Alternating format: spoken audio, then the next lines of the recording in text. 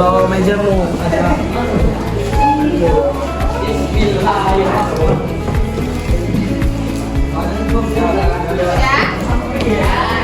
Oke, ya? Apakah ada yang absen hari ini? Ada dua orang yang hadir? Dua orang saja. Jika empat ke berapa? 4 orang. Oke, berarti yang tidak hadir 4 orang. Oke, ketua kelas silahkan siapkan terlebih dahulu kelasnya. Memulai pelajaran pelajaran dan mulai.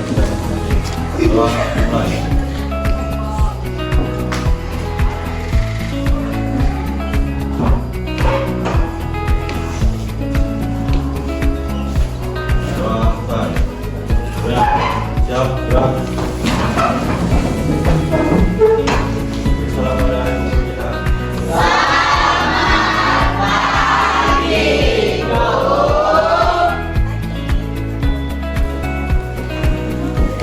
Baiklah, sebelum kita masuk ke materi pembelajaran kita ini, ada baiknya kita mulai dulu refresh otak sebentar dengan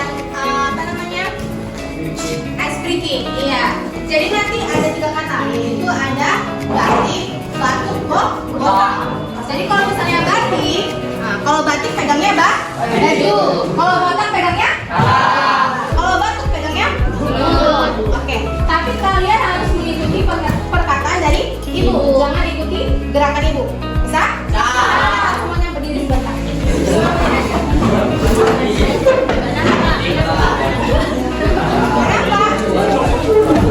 semua? Oke, bisa kita mulai? Halo,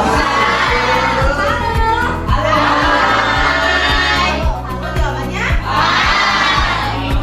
Halo.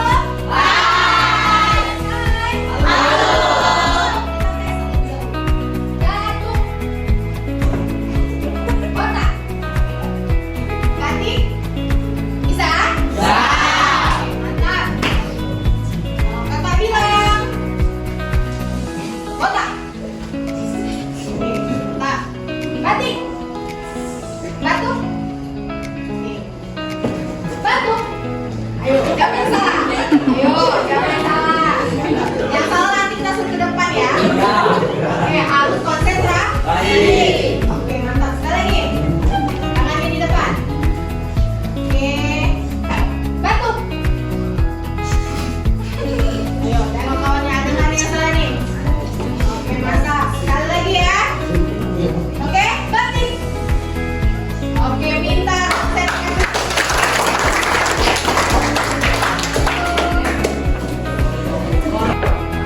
Ibu mau tanya dulu, apakah di pikiran kalian, di benak kalian mengenai kata peluang? Ayo, satu orang. Ada apa? Kemungkinan. Oke, benar. Peluang adalah sebuah kemungkinan. Iya. Jadi peluang itu merupakan sebuah kemungkinan terjadinya suatu kejadian. Biasanya peluang itu kalau di dalam kehidupan nyata kita, keseharian kita, apa aja yang berkaitan dengan peluang? Pekerjaan. Iya, peluang kita masuk mendapatkan pekerjaan. Mantap. Kemudian apa lagi? Peluang. Apa? Apa? Kemenangan. Oke, iya benar. Peluang mencapai ke kemenangan. Iya, pintar. Terus ada lagi? Peluang apa, Bang? Apa? Uang kuliah.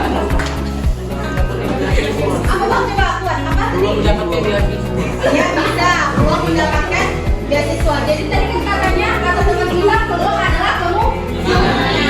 Ya, jadi kemungkinan berarti antara bisa terjadi atau tidak. Kalau misalnya cuaca kita mendung, maka peluangnya kira-kira kejadiannya apa? Atau tidak. Katanya nilai peluang itu antara 0 sampai 1. Iya, katanya di sini dalam matematika kemungkinan tersebut disebut sebagai peluang atau probabilitas. Sederhananya, peluang adalah seberapa besar kemungkinan suatu akan terjadi, di mana nilai peluang itu adalah terjadi antara 0 sampai 1. Kalau misalnya dia terjadi maka bernilai 1, kalau tidak bernilai 0. Maka kisaran peluang ada di antara 0 sampai 1, berarti ada di 0,5. 0,5. Tengah-tengah dia, ya kan? Akan terjadi atau tidak. Oke,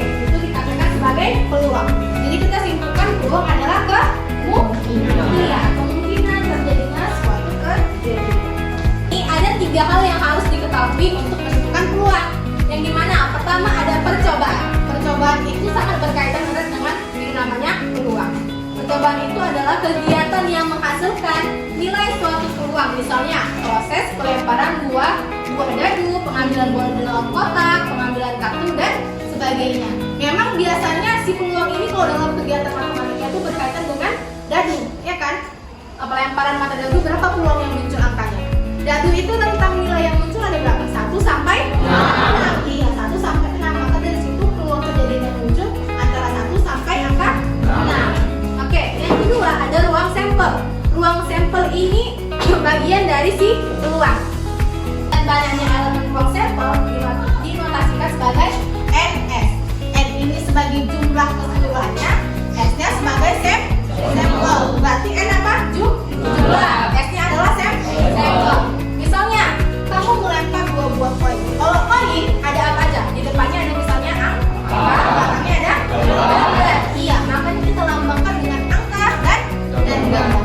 Jika 2 buah koin yang kita lemparkan, kemungkinan hasil yang muncul adalah setelah kita lemparkan ini, ada kemungkinan si angka ketemu sama si gambar. Apa lagi? Terus apa lagi? Kedua, angka sama angka. Mantap. Apa lagi? Angka terakhir baru gambar. Mantap. Yang ketiga, kejadian. Kejadian adalah hasil yang diharapkan. Hasil yang diharapkan terjadi pada ruang sampel, di mana kejadian ini dinotasikan sebagai si A. Kejadian itu dilambangkan sebagai A. Dengan demikian, banyak kejadian A dinotasikan sebagai NA.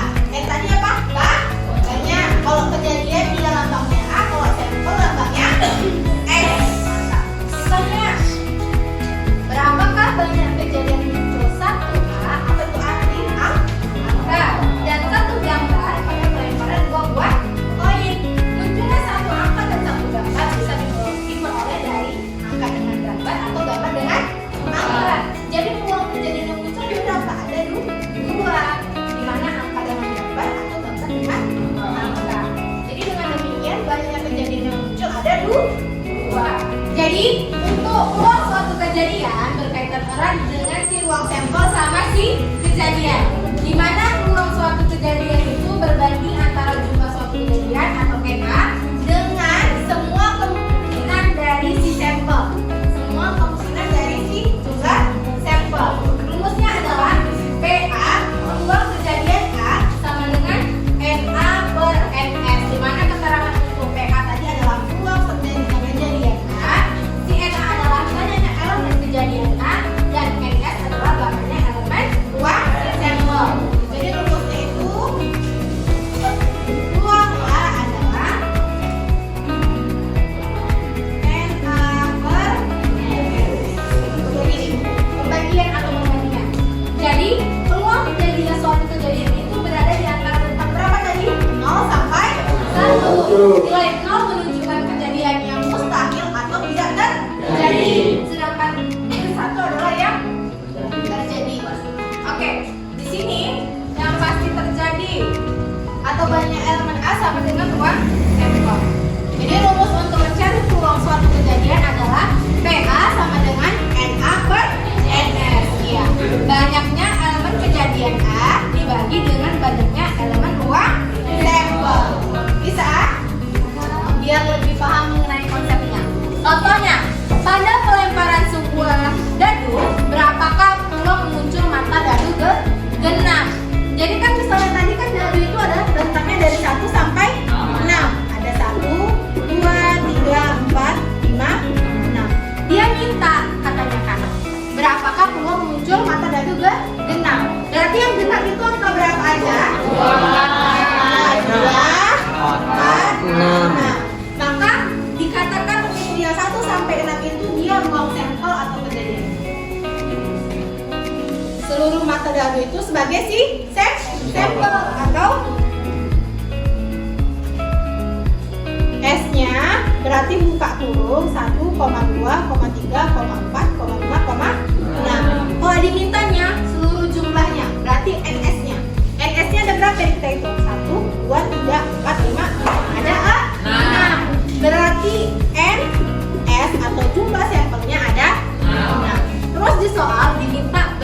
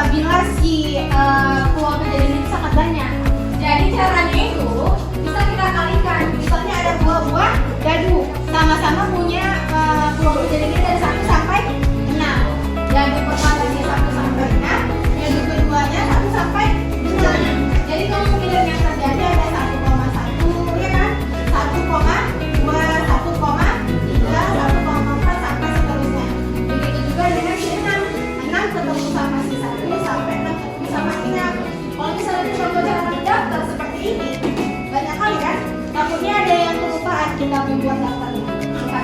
Jadi kalau misalnya kita hitung ini semua, kita kalikan aja, nanti dikalikan kira-kira jadi berapa? 36. Maka dia dari sampelnya ada 36. Jadi kita pakai apabila anggota lebih dari 1.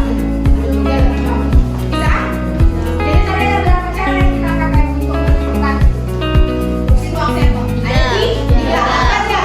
Daftar.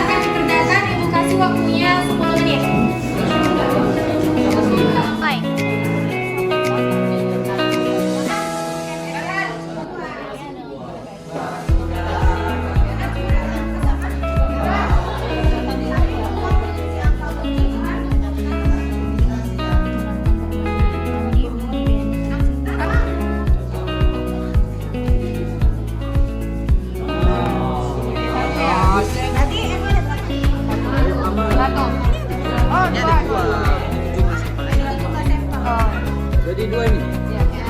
Ini kurang.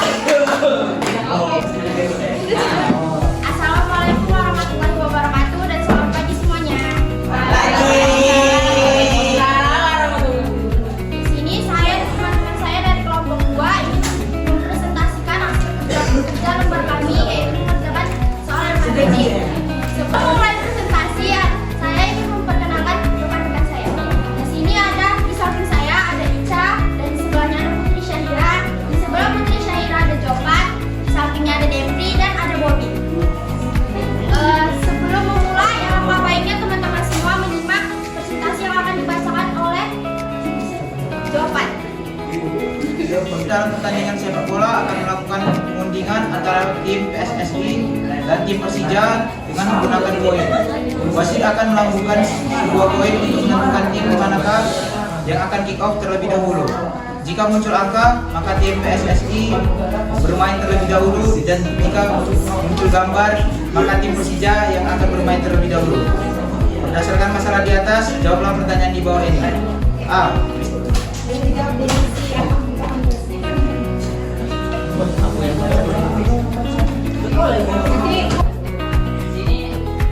berdasarkan masalah di atas, jawab pertanyaan di bawah ini. A. Peristiwa apa yang terjadi? Peristiwa yang terjadi di soal tersebut ialah pelemparan koin antara dua tim untuk memulai mana tim duluan yang memulai kick-off.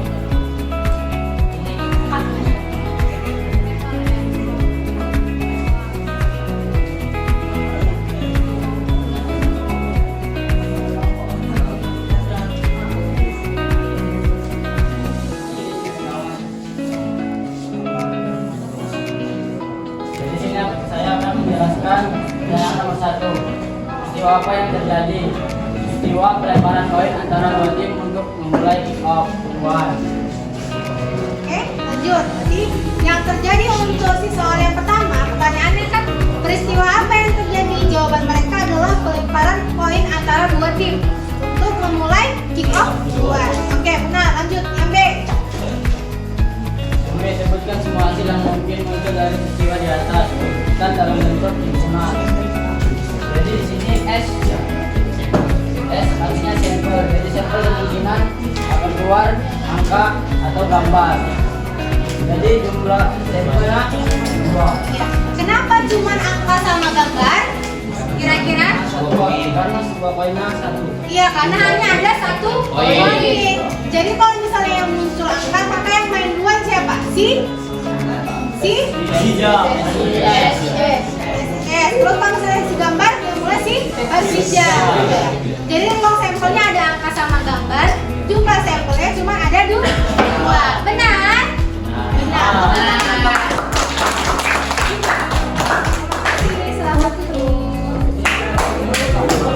Oke, tadi karena kelompok 2 udah menjelaskan dan mempresentasikan soal yang pertama, maka untuk soal yang kedua kita persilahkan pada kelompok 3 untuk mempresentasikan dan menjawab pertanyaan dari soal yang pertama. Kepada kelompok 3 dipersilakan. Ya, maju ke depan.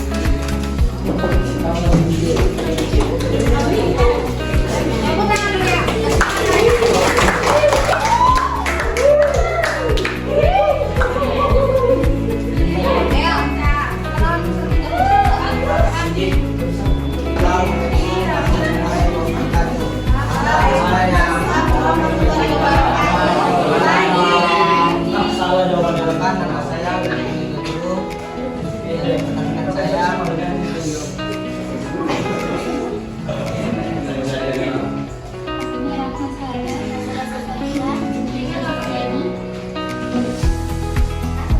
Kami dari kelompok 3 akan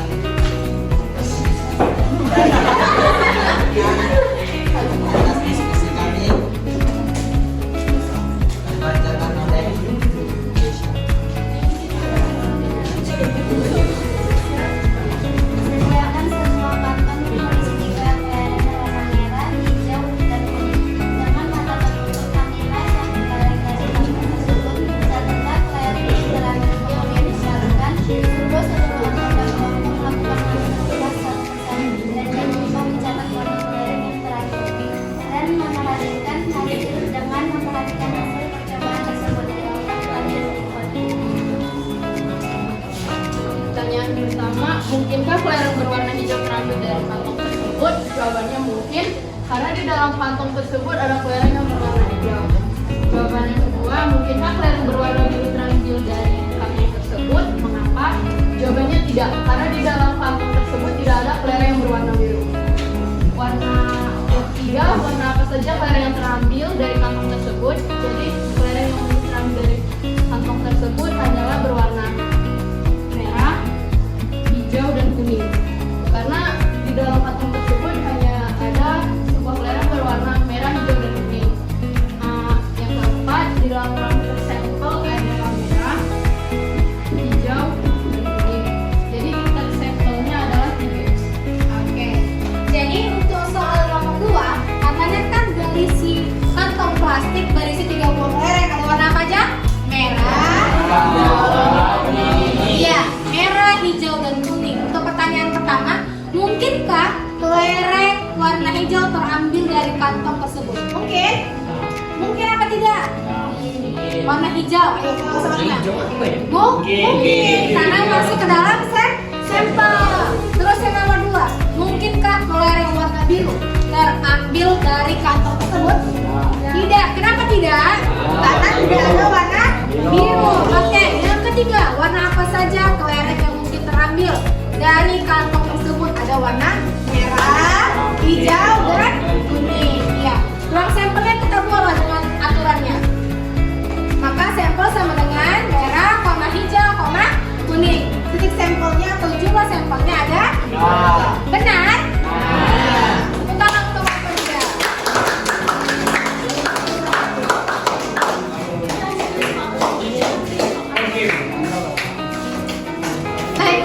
terima kasih untuk anak ibu sekalian sudah berdiskusi dan mempresentasikan hasil kerja kelompok kalian.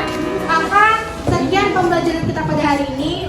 Ibu ucapkan terima kasih. Assalamualaikum warahmatullahi wabarakatuh.